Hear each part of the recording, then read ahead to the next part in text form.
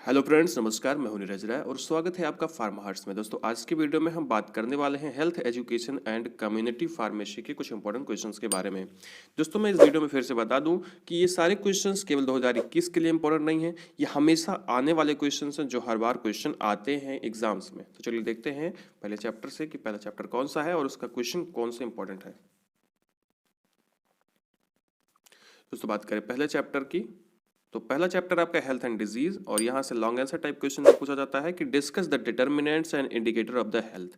ऐसा नहीं है केवल यही पूछा जाता है, और भी क्वेश्चन पूछे जाते हैं, लेकिन ज़्यादातर यही क्वेश्चन पूछा जाता है कि डिटर्मिनेंट्स और हेल्थ इंडिकेटर क्या होते हैं। ठीक है। दूसरा क्वेश्चन आता है कि write a note on the concept of prevention of the disease. ये आपसे केवल क्वेश्चन ये पूछते हैं कि प्रिवेंशन ऑफ डिजीज के बारे में लिखिए।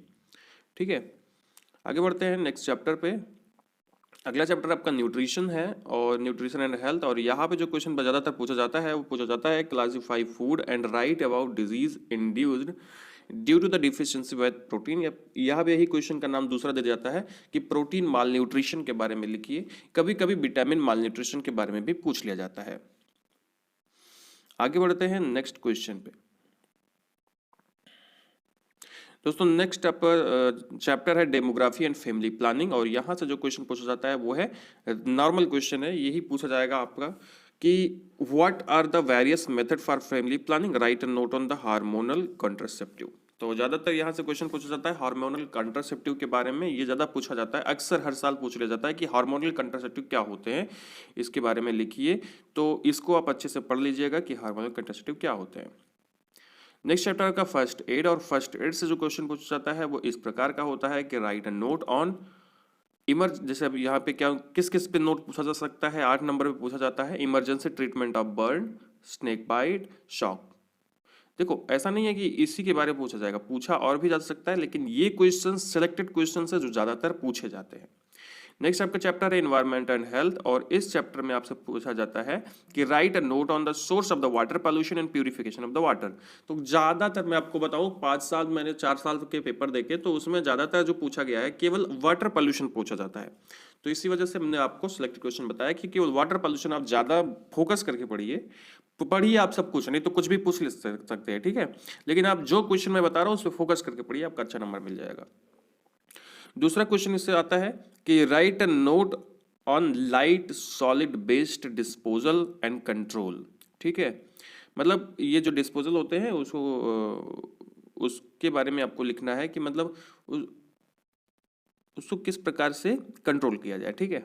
नेक्स्ट क्वेश्चन आता है, सॉरी, चैप्टर होता है concepts of microbiology and communicable disease. ये दोनों मैंने एक में कर दिया है। ठीक है, क्योंकि माइक्रोबायोलॉजी से बहुत ज़्यादा क्वेश्चन नहीं पूछे जाते, कभी कभी क्लासिफिकेशन ऑफ द माइक्रोब्स पूछ लिया जाता है, और ज़्यादातर जो पूछा जाता है माइक्रोबायोलॉजी से आपके क्वेश्चन वो होता है कि write a note on the staining technique. Staining technique क्या होती है उसके बारे में लिखना होता है। दूसरा आपको कम्युनिकेबल डिजीज के बारे में पूछा जाता है, और जब इसके बारे में पूछा जाएगा तो क्या पूछा जाएगा कि पूछा जाएगा डिस्कस कॉजेटिव एजेंट। 8 नंबर में पूछा जाता है, याद रखना।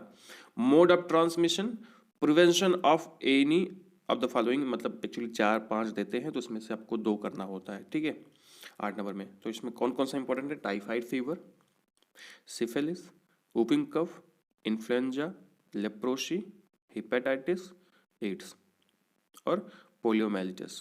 ठीक है, और मेजल्स। तो इतने जो हैं बहुत ज़्यादा इंपॉर्टेंट हैं, इसको आप पढ़ लीजिएगा क्योंकि ये ज़्यादातर अक्सर पूछे जाते हैं। ठीक है।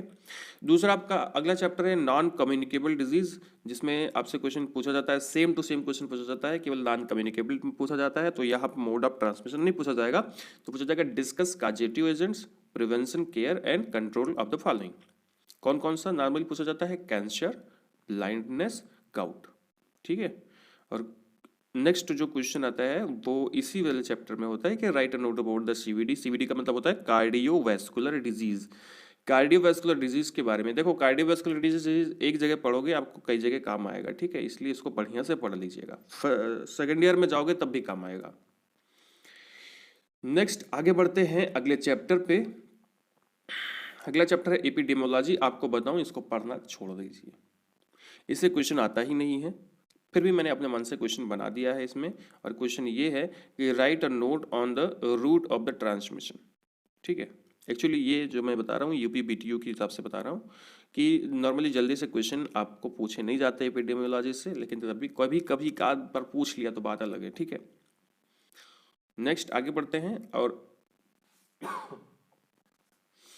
लास्ट में देखते हैं इम्यूनिटी एंड इम्यूनाइजेशन। ये लास्ट चैप्टर है आपका, यहाँ से क्वेश्चन आता है और क्वेश्चन होता है कि what is disinfection. 16 number question है ये, what is disinfection, discuss types of the disinfection and disinfector procedure of dead bodies, instruments and sputum. अब इसमें से कई क्वेश्चन है, आज 4 नंबर में पूछ सकते हैं, 8 नंबर में पूछ सकते हैं, 16 नंबर में पूरा पूछा जाएगा, ठीक है। तो अक्सर जो क्वेश्चन आता है वो आता है कि disinfection procedure of the dead bodies क्या होती, कैसी होती हैं, तो आपको वो पढ़ना पड़ेगा लास्ट में, ठीक है। तो अब देख लेते हैं कुछ short answer type questions. Short answer type question में क्या क्या आपका आता है, राइट अ शॉर्ट नोट आ जाएगा।